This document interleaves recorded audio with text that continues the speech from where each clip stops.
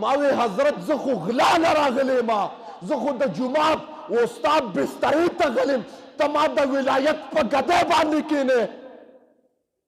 ما ته وی او د ولایت په ګدۍ باندې دې کینم وی قسم دې هغه دومره مبارک لاسونه هغه دومره مبارک الفاظ د هغې د خولې نه ووتل چې ډایرکټ زما په زړه باندې ولګېده د هغې لاسونه چې زما په سر باندې لګېدلي قسم دې دومره رحمت و دومره نورانیت نه زما دا زړه و کوپړۍ ډکه شوه بیا ضمانت تېره شوه قسم دې د کومو ویښتونه و د سر نه چې نیولم ضمانت تېره شوه ما له مرګ راغی در زنکدنه پورې زما په تصور کې گویا زما په خیال کې ګناه نه و راغلی زما محترم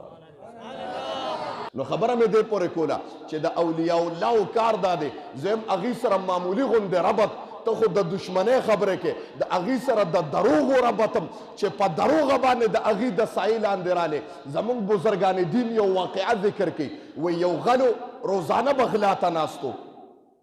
وی په کوم لار چې به تېرېده یو کور یې صحیح کړی د هغې نه به غلا کوله خو کله چې به غلا ته سم شي جومات ته به خلک را روان شو دا غل ډېر د ډېرو ورځو نه دغه کور ته پټ دی او ناست دی ورته او دا تصور کوي چې دې نه به غلا څنګه کوم وی اخره کې غوسه شه په جومات باندې ورمنډه کړه چې غل په جومات باندې ننوته جی پیر صاحب په کټ کې ناست دی الله الله کوي یو عالم بزرګ دی الله والا دی دی د هغه د کټ لاندې پټ شه د وی که نور څه ونه شو د دې مولوي صاحب او د دې ولي نه به دا بستره پټه کړم او یو به سم خو د غلا په اراده راغلی و نو وی ناستو جي چې شپه داسې پخه شوه دې کې قطار جومات ته راننوته چې جومات ته قطار راننوته د وی هلکه دا خو یو کس و اوس جمع شوه هغې ټول کېناسته حکم چې بزرګو کټ کې ناستو هغه ته کېناسته وي حضرت یو غوث وفات شوی دی او د هغه په ګدۍ باندې څوک کېنول غواړي یو غوث وفات شوی دی او د هغه په ګدۍ څوک کېنول غواړي جي ده وی ښه وی ستاسو څنګه خوښه ده وی دی وی زه د کټ لاندې ناست وم وی حاکم پیر صاحب چې په کټ کې ناست و الله والا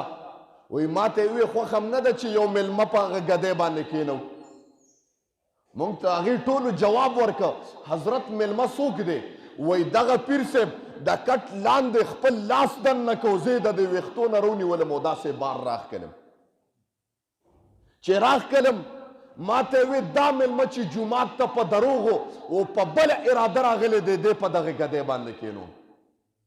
وی ما داسې حیران کتل هغه بزرګانو ته ما وی حضرت زه خو غلا نه راغلی ما زه خو د جومات استاد بسترې ته غلیم ته ما د ولایت په ګدۍ باندې کینې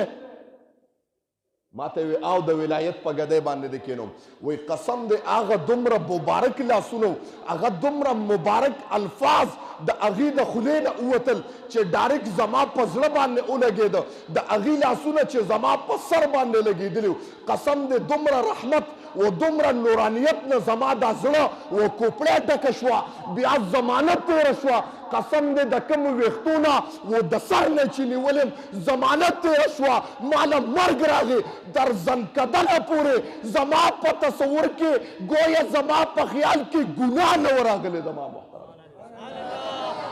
دا ولې د ولی لاس پې راغی زما محترم قرآن کې الله فرمایي الا ان اولیاء الله لا خوف علیهم ولا هم یحزنون یره به پې ولي نی زما محترم یره به پې ولي قرآن کې الله فرمایي ما وې اولیاء الله د الله دوستان دي زما محترم او چې څوک د دې دوستان شي